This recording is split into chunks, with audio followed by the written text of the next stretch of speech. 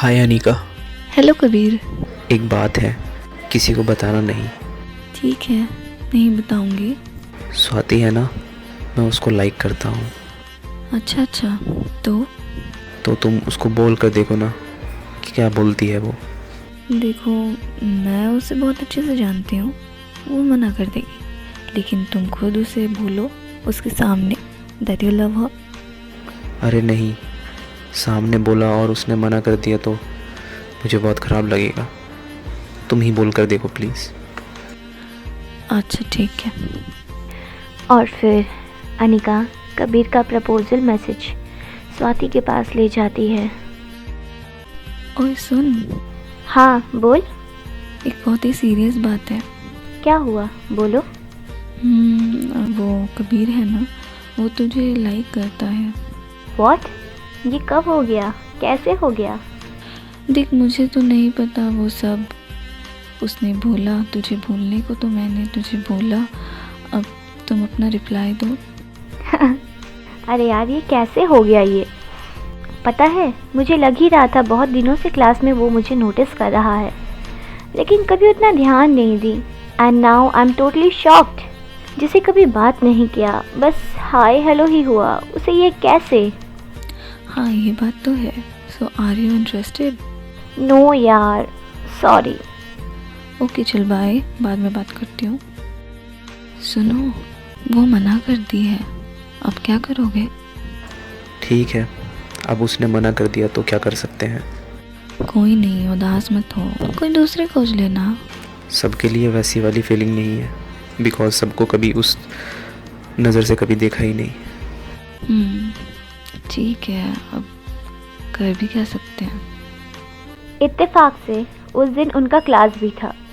स्वाति को लगा यह सब होने के बाद शायद कबीर उस दिन क्लास ना आ पाए, लेकिन जब स्वाति क्लास पहुंची, उसने क्लास में कबीर को देखा। उसकी बोलती बंद हो गई, मानो कुछ कहना चाहती हो, लेकिन उसके पास कोई शब्द ही नहीं थे। बस एक अलग ही हलचल हो रही थी स्वाति के भीतर, जो सिर्फ और सिर्फ स्वाति ही महसूस कर सकती थी। और ये बात अनिका बखूबी समझ रही थी। और दूसरी तरफ कबीर, जो स्वाति से नज़रें तक नहीं मिला पा रहा था। दोनों में एक अजीब सी हिचकिचाहट थी, जो दोनों के चेहरे में साफ नज़र आ रही थी। इसी तरह वो शाम भी बीत गई और कुछ दिन भी बीत गए, और स्वाति ये बात भूल सी गई थी, क्योंकि ये पहली बार किसी का प्रपोज़ल नहीं था। अक्सर स्वाति को किसी न किसी का प्रपोज़ल आता था, जो उसके लिए ये सब नॉर्मल था। कबीर जब भी क्लास आता, वो स्वाति से बात करना चाहता था, लेकिन कभी कर नहीं पाता था। और कुछ दिन बाद टीचर्स डे था, जिसके प्लानिंग के लिए व्हाट्सएप में एक ग्रुप बना, जिसमें क्लास के सभी स्टूडेंट थे। कुछ के नंबर सेव नहीं थे, स्वाति ने सबके नंबर सेव किए, जिसमें से एक नंबर कबीर का भी था। एक दूसरे के नंबर मिल जाने के बावजूद दोनों में कभी बातचीत नहीं हुई। टीचर्स डे आया, बहुत अच्छे से सेलिब्रेट किए, बहुत मस्ती किए। फिर ग्रुप सेल्फी का टाइम आया। सेल्फी में आने के लिए सब एडजस्ट होने लगे।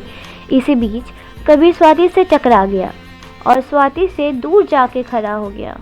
जो स्वाति को कबीर का ये अलग अंदाज अच्छा लगा। वो बाकी लड़कों की तरह नहीं है, लड़कियों की इज्जत करता है, स्वाति के डिसीजन का रिस्पेक्ट किया। वो होते हैं ना कुछ ऐसे लोग, जो आपके ना कहने के बाद भी आपके पीछे लगे रहते हैं, लेकिन कबीर ऐसा नहीं था। वो कहते हैं ना, इश्क हो या मोहब्बत, कब किसे किस वजह से हो जाए ये कोई नहीं जानता था। कबीर के उस अंदाज ने स्वाति के दिल में अपनी छोटी सी जगह तो बना ही ली थी। धीरे धीरे कबीर उसे सोशल मीडिया में फॉलो करने लगा, फेसबुक, इंस्टाग्राम, टिकटॉक, हर जगह। लेकिन फिर भी कभी एक दूसरे से बात नहीं हुई। स्वाति प्यार करने से डरती नहीं थी, डर उसे इस बात का था कि कहीं गलत इंसान से प्यार न कर बैठे, जिसका उसे ज़िंदगी भर पछतावा हो। पर शायद रब की कुछ और ही मर्जी थी, क्योंकि जो कभी नहीं हुआ वो अब होने लगा था।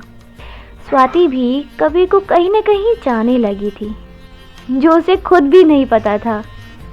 लेकिन कभी खुद से बात करने नहीं गई, और करती भी तो क्या करती। इसी तरह कुछ दिन और बीत गए। फिर दीपावली का दिन आया। स्वाति ने अपने सारे फ्रेंड्स एंड फैमिली को दिवाली विशेस दिए, जिसमें से गलती से कबीर को भी सेंड हो गया। जिसके बाद से कबीर और स्वाति की बातें होना शुरू हो गई। लेकिन स्वाति कभी खुद से बात करने नहीं जाती थी। कबीर खुद जाता था वो बात करने के लिए। और बातों बातों में स्वाति को कबीर की बातें, उसकी आदतें होने लगी।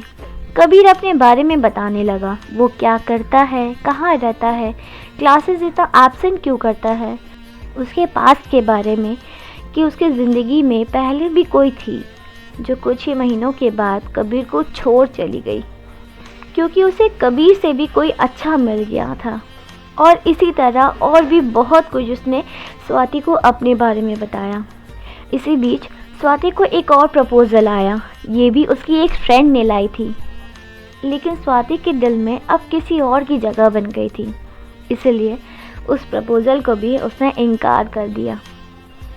और स्वाति को भी ये एहसास हुआ कि वो कबीर को पूरी तरह से चाहने लगी है।